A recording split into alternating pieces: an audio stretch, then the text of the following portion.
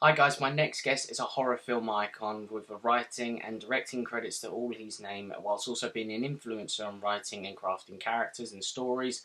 And also on top of that, personally, he taught me everything that there is to know about screenwriting and how I build my characters now and write my scripts. I'm honoured and privileged to welcome Pat Higgins. Thank you very much, Pat. How are you, sir? I'm very good, thanks, Jay. Thanks for having me on. You're very welcome. So basically, like with the questions we ask and stuff, it's like all the influences that people have on others, such as young filmmakers and stuff. So, Okay. but with your first feature film with Trash House, can you explain the want and the need to tell that story and where your motivation came from? I guess I'd been wanting to break into screenwriting for quite a while. As soon as I got out of university, I'd written a screenplay with a writing partner that we'd managed to get kind of circulated, and a couple of people went, "Oh, that's sort of interesting," and it never went any further than that. I'd worked as an unpaid runner on film sets. I'd done anything to stay close to the industry that I could, but I couldn't seem to get any foot in the door in terms of making the next step. And so I basically thought, I'll Robert Rodriguez this, I'll Kevin Smith this, I'll just go and do it. And at least that way, whether people like the directing or they like the script or they like something about it, at least it's a thing going, I was here and I did this. Because of the time we shot Trash House, which was the days before YouTube, the days before the whole movie was edited on a PC with a 20 gig hard drive, which meant there was no way of backing up anything. And if the timeline crashed, I just had to start all over again because there wasn't enough room for there to be more than one copy of it without spending another grand or whatever on another hard drive that we didn't have the budget for. Oh my So god! it's a product of its time to a level that you wouldn't believe. It's quite difficult now because you look back on it and movies that were made 5 years later look 20 times better. And I think people do look at it and go, how the hell did this get into blockbuster? It's so ragged around the edges. But there just weren't any other movies like that because, we couldn't go to YouTube and find out how to do something if we didn't know how to do it. We fudged it together ourselves. We couldn't even work it out of spray fake blood up stuff. We were having to wing everything. So rough around the edges doesn't even begin to cover it. But it was a calling card and it got us into every blockbuster in the country. The people who rented it may not have liked it, but yeah, we got their money by then. That's awesome. So in terms of getting it made with the strategies of like film, like getting it financed and everything, was that a massive struggle then as well? well, well, Trash House was so cheap. I was working in an internet call center during the dot-com boom. I realized that all the stocks were going up massively and then they were dropping off. So when the company I was working for floated, I was on the phone. So I was not, I wasn't like some executive going, oh, yeah, it's made a huge bank here. I was a phone drone. But when the company floated, I thought, all right, every company goes up, and then drops. And so I took stupid, in retrospect, it's like, well, that's a stupid risk. I was in my 20s, I didn't care. It's not something I'd ever risk now. But I took out a bank loan, I took out a loan from my ex-flatmate, I took a loan from my brother, and a loan from my dad. And I spent the whole lot on the stock, and I sold the stock 6 days later, by which time it had multiplied 7 times in terms of its value. No, hang on. Sorry, I'm exaggerating. I bought it at about £2.40 and I sold it at about £7.90. So it was up, it was over triple its value. Yeah. And so I was able to pay off the bank and everybody without any sort of interest whatsoever. Basically, I borrowed the money and I gave the money back the next week. But that had made me enough that I was able to get a computer built that was able to cut video, which you couldn't walk into a shop and get a computer that could pay you mad. You had to get it built. And the guy thought I was taking the piss when I gave him the specs of what I wanted built. He goes, you realize a 20 gig hard drive is more than you will need in your entire life. So that was kind of what we were up against. But that was how I built all the tech. That was how I got the camera. That's how I got a computer built that was able to cut video. And then for the movie itself, we've got some money in the bank that we were going to use to buy a car. And I sort of said to my wife, I don't want to buy a car. I want to make a film. She went, Yeah. all right, because she's awesome. So that's what we did with it. So yeah, so we weren't really answerable to anybody else. The hardware was bought with a stupid risk on the stock market, and the actual shoot was funded by money that would have otherwise gone to buy a car. Wow. Well, you've got to prioritise, definitely. I mean, and the movie looks, I mean, by today's standards, the movie is horrifying, but it was a foot into the industry, and at least, we got a decent enough little review in Empire and all those sorts of things. So it meant that it was a credit that that I could at least go, I've done this, and then that helped get funding for later movies. And it goes back to that old saying, film is forever. So basically it's more memories for yourself. So it's like, that's the key thing about it. So, but also as well, from experience of going to them as well at the Horror on Sea Festival, can you tell me the satisfaction you get from doing your Q&A conferences and stuff, and the biggest reward you get for yourself from doing them as well? And the sort of stage things, which vary a lot. Sometimes I do talky things that are quite, not exactly academic, but are quite, the technicalities of screenwriting, and sometimes they're fart jokes and clips, and it just sort of depends on the environment. I've done gigs above pubs, because years and years and years back I used to be a stand-up comedian, and I think that idea of standing up and entertaining people, if I can combine that with doing movie type stuff, that makes me really happy. I just kind of enjoy it. So at Horror on Sea, every year I'll rock up and do something. Sometimes we do stuff that's like story analysis, and sometimes we do stuff where, as I say, we're just messing around with, we have an interactive host on a video screen and all that sort of thing. So we'll do those things. But like this week rather, I've been doing stuff for London Screenwriters Festival. So that's a much bigger gig, a much more, I guess, a much more theory-based gig. So there I've been talking about story structure, talking about methods for how to get movies written in a short space of time. So my sort of show this year is called Write a Movie in 30 Days. I did a version of it at Horror on Sea. I did a version of it like Birmingham Film Festival. I've done it above pubs. I've done it wherever. And so I've just done that for London Screenwriters Festival. That's awesome. And also talking about writing and stuff, like with strategies and everything, is there any struggles that you still find today when writing a new screenplay, and is there any ways that you overcome those trials that come your way?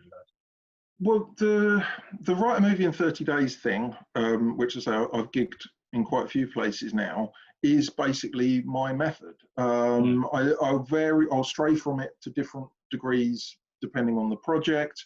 But I'm basically trying to make sure that I'm getting something done, and I end up with a draft zero, even if bits of it are crap. And that's my thing. I think mostly the roadblocks people hit is they'll write 7 brilliant scenes, then they'll stumble on scene 8. Screw scene 8. Worry about scene 9. Scene 8 is not working. Get a scene 9 and then a scene 10, and then maybe some of them will suck and some of them will be great. But then you can go back and change all the bits that suck. Whereas if you hit scene 8 and you go, oh no, it's terrible, and everything that was before was great, you've just thrown scenes 1 to 7 out the window for no good reason whatsoever, and you bust in your hump on scene 8. Whereas if you can get scene 9 done, maybe that will fix scene 8, and if it doesn't, maybe scene 10 will fix that. So my ethos is write a load of crap and then make it good. Exactly. Or don't somehow. Sometimes people buy it anyway. But write something. God's sake, and then take it from there. So I don't get stuck. I sometimes get ideas that barge their way into my brain when I want to be writing something else, and my brain will suddenly go, hey, why don't you write a splatter movie about smartphones? And I'll go, oh no, really, brain, thank you. And then I'll end up doing that rather than working on whatever I was meant to be doing. That's particularly bad. Sometimes nowadays I get rewrite jobs. So if a producer's optioned a script and it's not working for one reason or another, and they work with the original writer as far as they can get with it, and then they need something else, they need another perspective on it, and they'll come to me for that. And quite often then I'll read it through and I'll say, well, I would do this, that, and the other, and then I do those rewrites for them. It's usually when you're 3 weeks into a rewriting gig, when your brain goes, what a fantastic idea for a script I'm going to give you now, and you go, no, I can't do that, someone's paying me to do something else. It's like, oh, you need to do it now. So yeah, I don't ever have the problem with not enough ideas or enough words. Apparently I just thought Which you said you're all good. And also from a personal sense, you teach as well, and like a lot of writing techniques in terms of building characters and story structures. One in particular that I still use today is the Blake Snyder beat sheet. Still use that, and it's incredibly helpful. But what technique do you still use today, and is there any techniques that you've come to create yourself as well? Yeah, I kind of, for the write a movie in 30 days structure, I've got a 40 beat framework that is partly comes from, I'm standing on the shoulders of giants. It's not like I've gone, how does story work? I've read all the thing by people smarter than I am. And then I go, I'll take that bit and that bit and that bit and that bit. So I've got like a 40 beat structure that because all of these things are basically the same. There are rhythms to narrative that Dan Harmon says if we were raised by wolves, we would still have the same expectations of story. Yeah. So you can't go in and reinvent the wheel, but what you can do is take the bits that make sense to you. So I've got this 40 beat structure that's partly inspired by Snyder, partly inspired by Vogler. Linda Aronson, I don't know if you've read any of her stuff. She does incredible stuff with like non-linear structure. Her non-linear structure stuff's amazing. So I read stuff by all these geniuses, and then I kind of pull these bits out and I go, look, I've done this thing for me. And then, yeah, as I say, that 40 beat thing for me is enough to get me through the 30-day writing process. Yeah. Because if one bit of business falls apart, I can move on to the next one, move on to the next one. And so I stick to that roughly, except when I throw it all out the window and write something stupidly just to break all my own rules in the way I tell everybody else not to. Well, that's the thing. Like I was, because I'm doing at the moment, it's like a BBC submission script for like a comedy script that you can submit. Cool. And I had a page of a draft that I wrote, the script I had was like about 15 pages long, but it needs to be 30. So the method I came up with, and I don't know if you think it's helpful or anything, but it's color coding as well. So I've got some sticky notes. I was like, Mum, I need sticky notes. I need colour. Sticky notes are awesome, all over Post-it notes. Not just Post-it notes, any form of sticky notes. Other ones are available. I don't want to give Post-it global dominance by just continually plugging them. But Post-it notes are great. Recently, I held off buying Final Draft for a very long time. I'd been working as a screenwriter for probably about 10 years, using Celtex, using free versions, and not getting Final Draft. And since I've finally made the jump into Final Draft, I think that the beat boards and mood boards and things that you can make in the background in Final Draft are hugely helpful. And they actually, just a quick tip, do you use Final Draft or are you Celtexy? I was the same as you. I keep on looking at it, but it's the case of like, do I make that jump into it or not? That's the thing. The one for me that has been a game changer for me on Final Draft, which you never know what things you'll use. You look at these things and it's like got 1,000,001 features and you think, yeah, who cares? But the one that really was a game changer for me on Final Draft that you can, rather than Celtex, is that once you've written up your screenplay, you can do a character report on any character that appears in it. So you can, so if you've got policeman number 2, you do a character report on policeman number 2, it lists everywhere that character appears, it lists every line of dialogue. And it's incredibly honest when, if you kind of go, oh, this character's kind of like the third lead, they're like, a best friend of a best friend kind of character, they've got lots of bits of business, and you just do a character export for them, and you go, oh Christ, they just disappeared 2/3 into the movie. I just stopped caring about them when they stopped. And then you look at it and you go, yeah, I've got them talking in a really kind of slang way here, and then in a really, because at the end of the day, you don't give a damn about them, they're just some side character who's there to serve a narrative purpose. But some poor sods going to have to act them one day, and so it helps if they've actually got something to build with. Yeah, exactly. And so that's been the big change for me in Final Draft, that I can go through, export every single character, and go, all right, has this character got a purpose? Do they have internal consistency in the way they speak and the way they act? Do they kind of develop and do they exit in a reasonable way? And I found that hugely useful.